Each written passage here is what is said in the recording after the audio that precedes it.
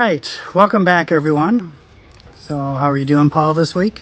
I'm good. How are you, Bobby? I'm doing fantastic. And we hope the ones that are following us as well. Good. Yes. So last week, Paul, we started a discussion on mental health. We want to say mental health or mental illness. I think mental health because it's Mental Health Awareness Month. Yeah. And we included the topics of alcoholism and substance abuse within that discussion. We weren't able to get the entire discussion into one video, so we broke it up into two. And this is part two that we're about to show everyone. So yeah, and for those that have been enjoying our episodes for a while, thank you for following us. And you can encourage other people, share with your friends so that they can learn something from our series.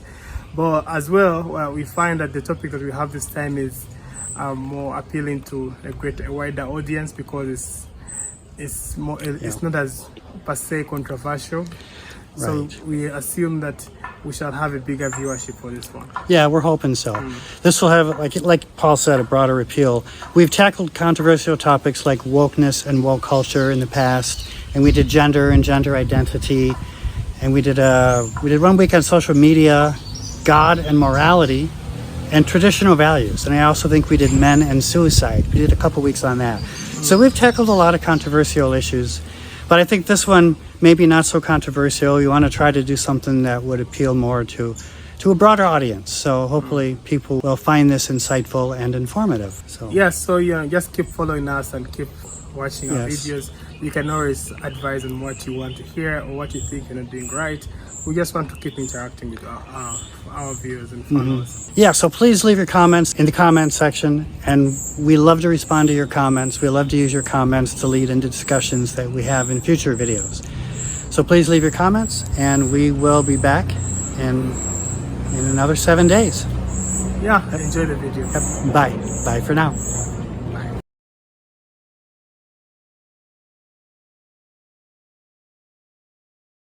So there was a study that was done in 2023. So this was last year.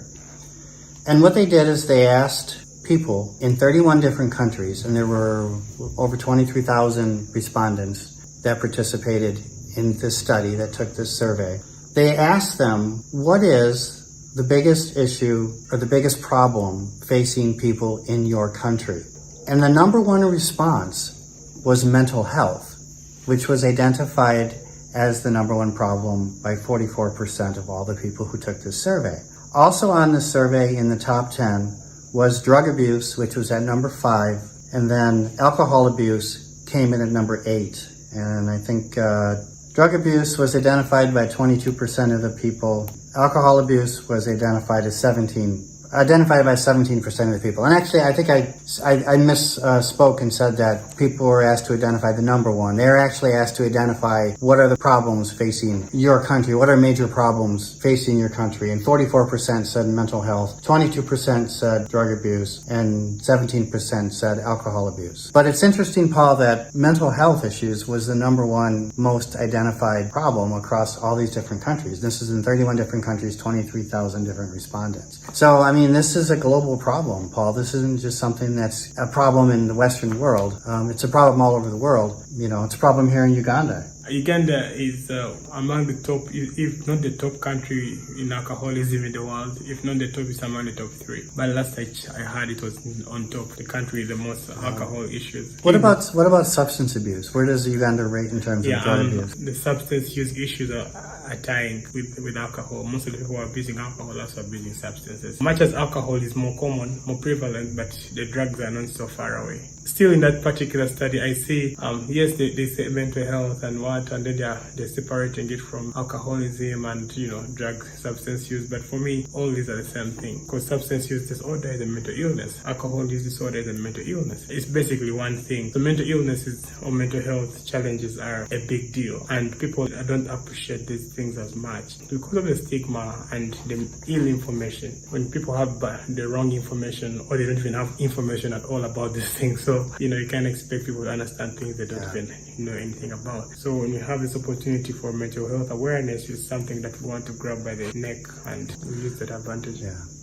One of the things I noticed in the U.S., there's been kind of this shift, I think, especially among the youth, away from alcohol towards certain drugs like marijuana, which is perceived by some as being less dangerous than alcohol. I don't know if you can say that any drug or any substance that you can abuse is not dangerous.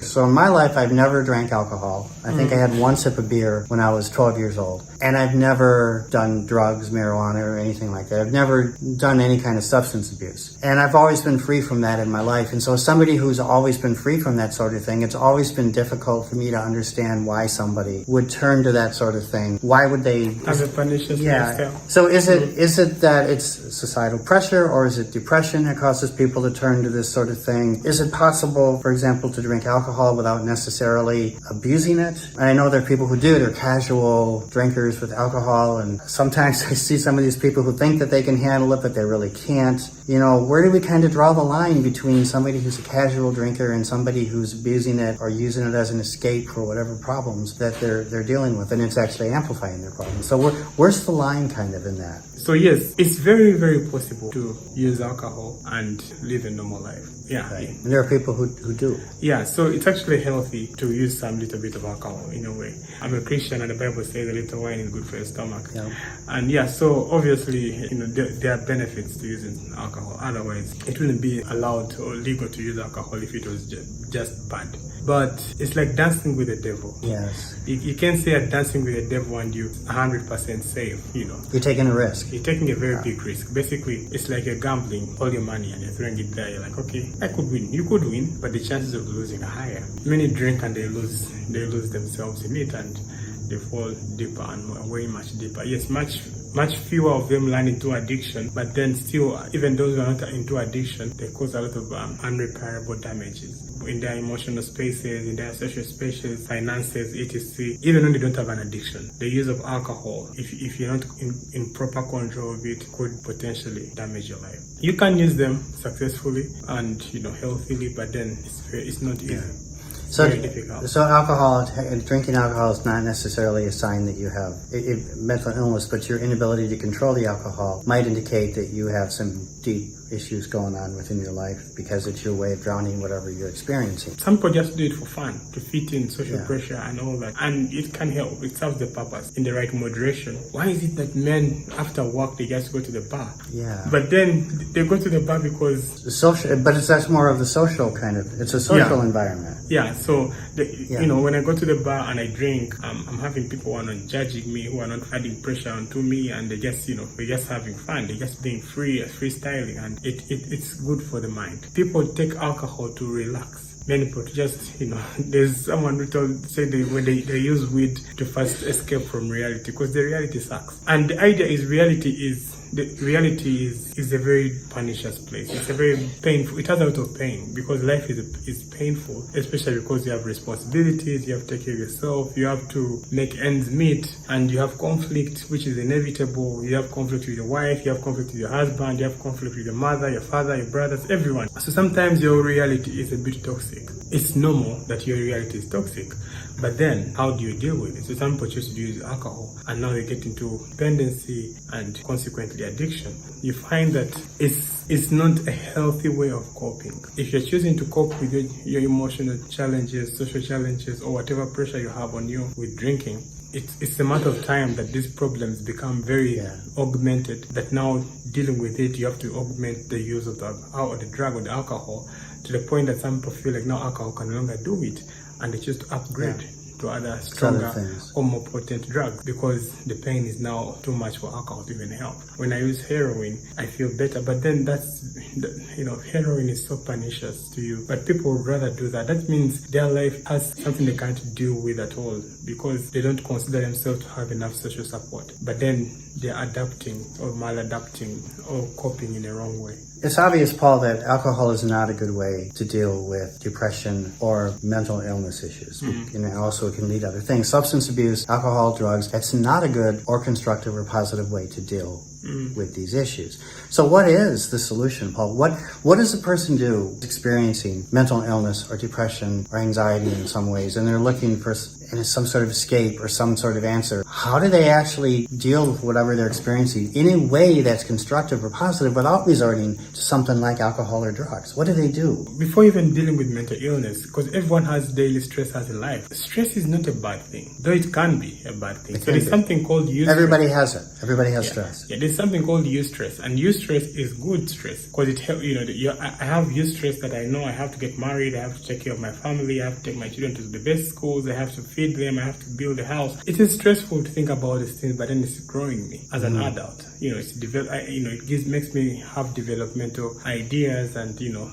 make the right contacts and connections, so that I can grow. So that's positive stress. But then negative stress, some people even deal with that positive stress with alcohol. Like, okay, now I know I have to be, to get a job. I know I have to take care of my family. I know, but then when they have that positive stress, they don't take the onus of actually doing something about it. They just rather take alcohol to escape from that stress, which would actually be a positive stress. But then also there's other stress which is toxic. Like if the relationship is going bad, you have been, someone has left you and they've broken up with you, or you've lost someone and the stress is so much, people still use alcohol or drugs to deal with that, or you feel rejected. Essentially, alcohol, any substance use is altering the body's chemistry, and it's not helping take away the problem, or it's not giving you closure with whatever you're dealing with. It's rather acting as a distraction, and essentially it just augments or it increases the likelihood that whatever stress that you're dealing with, it magnifies it eventually. How do you manage? Yeah, how do you manage? Yeah, that's the question.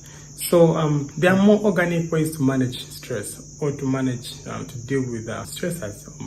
Because I don't want to just call mental illness. Because mental illness it can be a result of not managing your stress as well, or not coping well. Ideally, you should have a support system. What if you don't have a support system, though? Yeah, exactly. Before I get to if you don't have, but then if you have a support system, many people do not even embrace their own support system.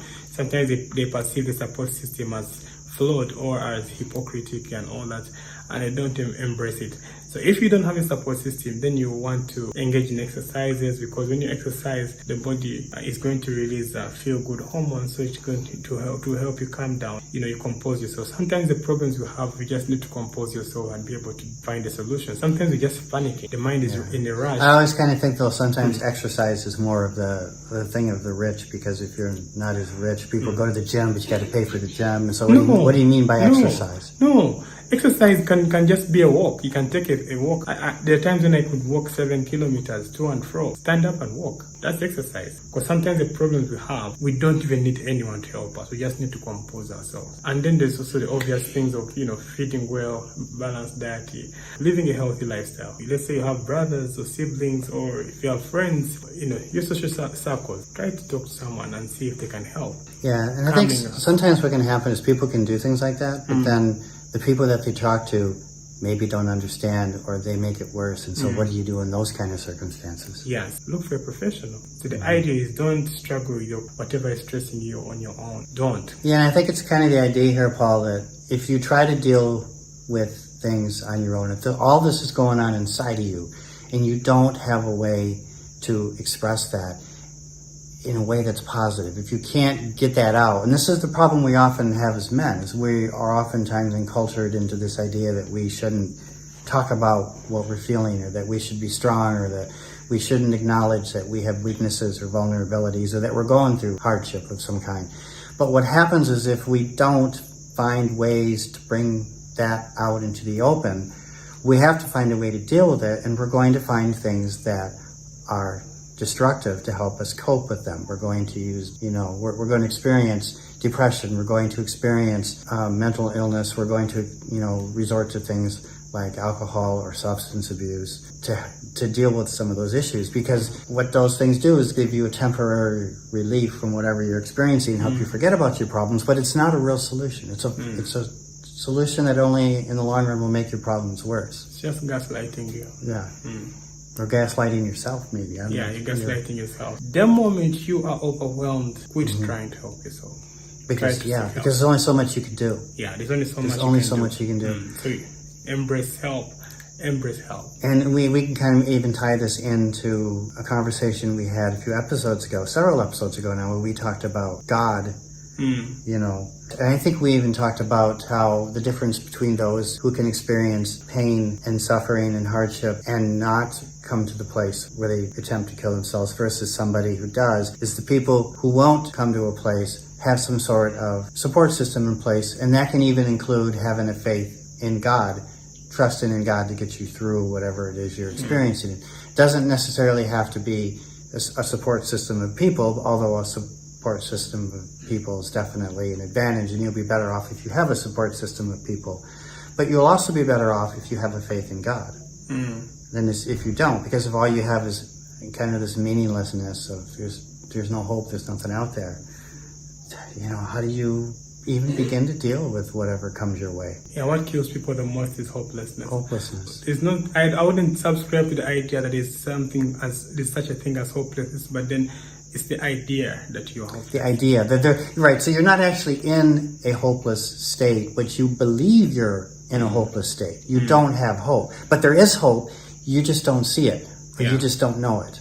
And how do you know it? There's only one way to know. Sometimes the only way to know is to actually talk to someone else. So, do we have anything else we want to talk about with mental illness? Did you have any other topics to bring up, Paul, before we finish this? Mental illness is way misunderstood, and some people feel like they are not prone to mental illness. I mean, people that say that might actually have mental illness. Yes, it's just that this person has mental illness is a high. Let's not tie ourselves into the stigma that's moving around with mental illness. Let's know that everyone is struggling. So don't feel like you're just there and you're going to do it on your own. You may not, and you may break. All right, so I guess we've about covered the topic of mental illness and substance abuse and alcoholism. And maybe we can talk about this a little more depending upon comments that we might receive over the coming week, but we can only speak so much in this limited time. Just in case we feel or we are advised to continue and shed more light, let's say, on substance use, then we shall do that in the next video. Otherwise, we could move to a different topic.